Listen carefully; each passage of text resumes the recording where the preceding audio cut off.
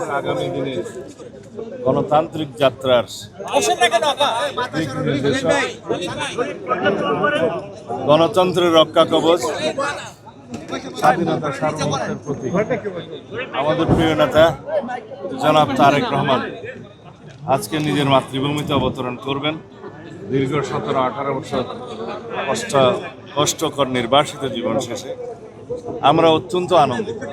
সারা দেশবাসী অপেক্ষমান তাকে এক নজর দেখার জন্য, দুটো কথা শোনার জন্য।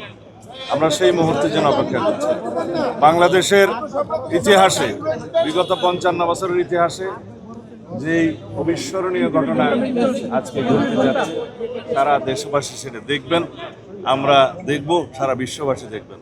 ইনশাআল্লাহ আমরা আশা করি এই মুহূর্তটিকে আমরা ঐতিহাসিক মুহূর্ত হিসেবে পালন করতে পারব। আমরা দীর্ঘ 16-17 বছর অবিরাম সংগ্রাম করেছি, আন্দোলন করেছি গণতন্ত্রের জন্য, ভোটাধিকার ফিরে পাওয়ার জন্য। সেই গণতান্ত্রিক আন্দোলনের সমাপ্তি হয়েছে ছাত্র গণ অভ্যুত্থানের মধ্য দিয়ে। ফেসিবাদের পতন হয়েছে, ফেসিস্ট পালিয়েছে, অবরুদ্ধ গণতন্ত্র অবমুক্ত হয়েছে। আমরা সেই রকম একটি আবহে আজকে একত্রিত হব। বাংলাদেশের এই মুহূর্তটি অবশ্যই অবিস্মরণীয়।